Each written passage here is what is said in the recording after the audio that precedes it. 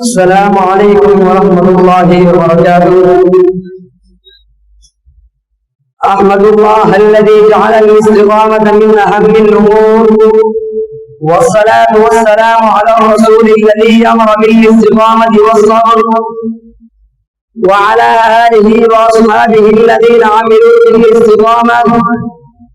اما بعد فاعوذ بالله من الشيطان الرجيم. بسم الله الرحمن الرحيم. واعتصموا بحبل الله جميعا ولا تفرقوا. حمد و ثنا کے بعد آج مجھے جس موضوع سخن پہ نعت کشائی کا موقع ملا ہے اس کا عنوان ہے 14 اگست 1947 ہماری آزادی کا دن. آئے وطن تجھ سے نیا عہد وفا کرتے ہیں. آئے وطن تجھ سے نیا عہد وفا کرتے ہیں. مال کیا چیز ہے ہم جان فدا کرتے ہیں. سرخ ہو جاتی ہے جب صحنے چمن کی مٹی اسی مقام پہ تب پھول کھلا کرتے ہیں. جناب صدر، تاریخ کے آئینے میں جھانکنے سے ہمیں معلوم ہوتا ہے کہ دنیا کا ایک اصول ہے، جب تک آپ کوئی بڑی قربانی نہیں دیتے آپ کو عظیم منزل نہیں ملتی. ہر دور میں مختلف قوموں نے اپنے عظیم مقصد کو حاصل کرنے کے لیے اپنی جان و مال کی قربانی دی. اب ان کا مقصد اپنی منزل کو پہنچا. لفظ قربانی کہنے کو آسان ہے مگر کرنے کو مشکل ترین عمل ہے.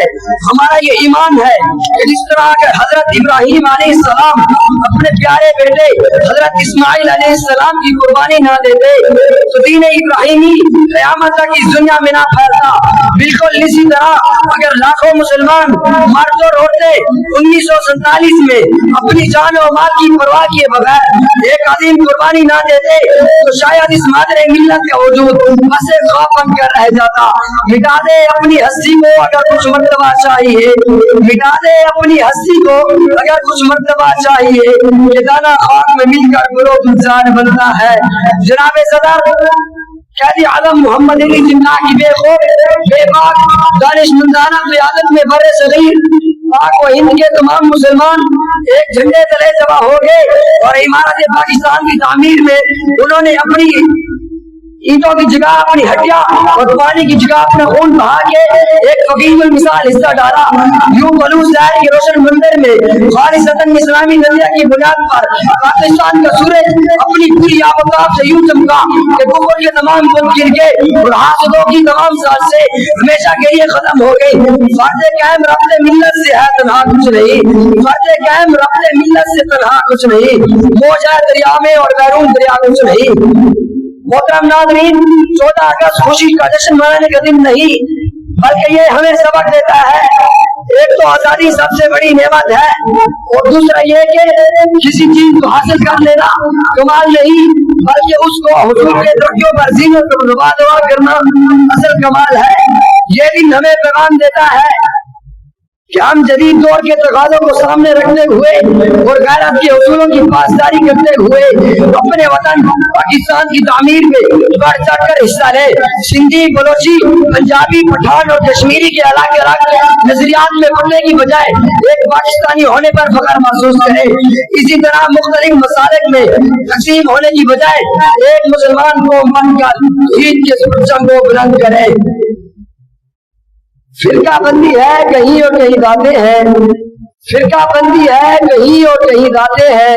کیا زمانے میں پنپنے کی یہی باتیں ہیں؟ عام میں ہر کوئی جس شعبے سے بھی تعلق رکھتا ہے اپنے آپ کو ایمانداری اور وفاداری کے جذبے کے ساتھ اپنے وطن پاکستان کی تعمیر کے لیے وقف کر دے. اپنے آپ کو اپنے وطن پاکستان کی تعمیر کے لیے وقف کر دے. اسی لیے عوام کا یوں 22 کروڑ عوام کا بہرے بے قرار اس عظیم ملک کی پاکستان کا مقصد پورا کر سکے گا. آخر میں اتحاد اور ایمان اور تنظیم کے عظیم پیغام کو ان الفاظ کے ساتھ ختم کرنا چاہوں گا. خبروں میں نہیں ہم کو کتابوں میں اتارو. خبروں میں نہیں ہم کو کتابوں میں اتارو.